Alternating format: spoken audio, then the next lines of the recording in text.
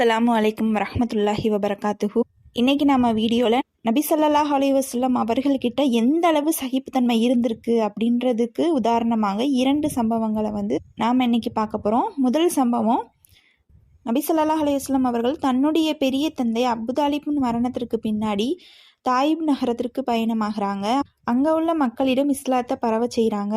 ஆனால் அங்கே உள்ளவங்க யாருமே இஸ்லாத்தை ஏற்றுக்கிறாம நபி ஸல்லல்லாஹு அலைஹி வஸல்லம் அவங்கள தாயிப் நகரத்திலிருந்து விரட்டி அடிக்கிறாங்க.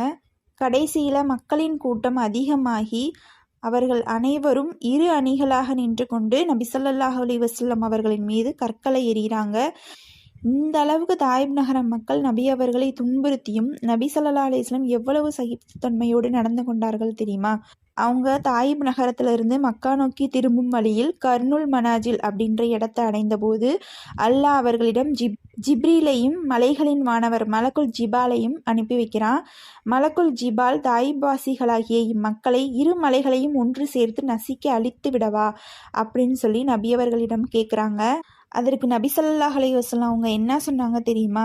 அதை ஒரு காலும் நான் விரும்ப மாட்டேன், மாறாக அவர்களிலிருந்து அல்லாவை மட்டும் வணங்கி அவனுக்கு இணை வைக்காதவர்களை அவன் உருவாக்குவான் என்று நான் நம்புகிறேன் அப்படின்னு சொல்லி சொன்னாங்களாம். இந்த நிகழ்ச்சியின் மூலம் நபி ஸல்லல்லாஹு அலைஹி வஸல்லம் அவங்களுடைய தனித்தன்மை தெரிய வருவதுடன் அவங்க எவ்வளவு சகிப்புத்தன்மையோடு இருந்திருக்காங்க அப்படின்றத நம்ம இந்த நிகழ்ச்சி மூலம் தெரிஞ்சுக்கலாம். இன்னொரு சம்பவம், ஒரு முறை மதீனாவிற்கு ஹிஜ்ரத் புறப்படுவதற்கு முன் காபாவில் தொழுதுவிட்டு செல்ல நபி ஸல்லல்லாஹு அலைஹி வஸல்லம் அவங்க முடிவு செய்கிறாங்க. அதற்காக சாவி காப்பாளர் உஸ்மான் பின் தல்ஹாவிடம் கதவை திறந்துவிட சொல்கிறாங்க. அதற்கு உஸ்மான் மறுத்து விடுறாரு.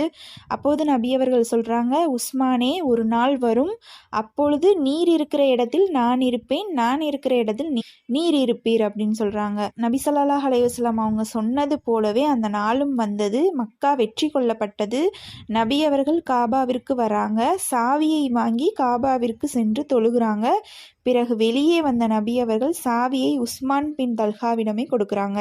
நாமளா இருந்தால் அந்த இடத்துல எப்படி நடந்திருப்போம்? நான் சவாலில் வென்று விட்டேன் அப்படின்னு சொல்லி அவனை வெளியில துரத்திருப்போம். ஆனால் நபி ஸல்லல்லாஹு அலைஹி வஸல்லம் அவங்க அப்படி செய்யாம தனது சகிப்புத்தன்மையை அங்கு வெளிப்படுத்தி நாம் எப்படி நடந்து கொள்ள வேண்டும் அப்படின்றதுக்கு ஒரு முன்மாதிரியா இருந்திருக்காங்க.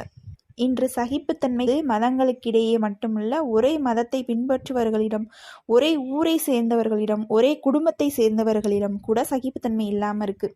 யாராச்சும் உங்களை அவமானப்படுத்தினால், ஏளனம் செய்தால், இல்லை குறை சொன்னால், பலருக்கும் மத்தியில் உங்களை அசிங்கப்படுத்தினா அதை பொறுத்து கொள்ளுங்கள்.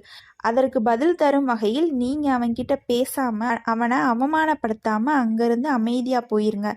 ஏன்னா அவன் உங்களுக்கு எதிராக பேசிய அந்த வார்த்தையே, செய்த அந்த செயலை அவனை அவமானப்படுத்த போதுமானதாகும் அப்படின்னு நபி ஸல்லல்லாஹு அலைஹி வஸல்லம் அவங்க சகிப்புத்தன்மையை பற்றி உலக மக்களுக்கு நல்ல உபதேசம் செஞ்சுருக்காங்க. சகிப்புத்தன்மை இருக்கும் இடத்தில்தான் அமைதி இருக்கும். சகிப்புத்தன்மையோடு எவர் அனுசரித்து வாழ்கிறாரோ அவர்தான் உண்மையான இஸ்லாமியராக இருக்கிறார். அதனால் இஸ்லாமியராகிய நாம் சகிப்புத்தன்மையை கடைபிடிப்போமாக. இன்ஷா அல்லாஹ்.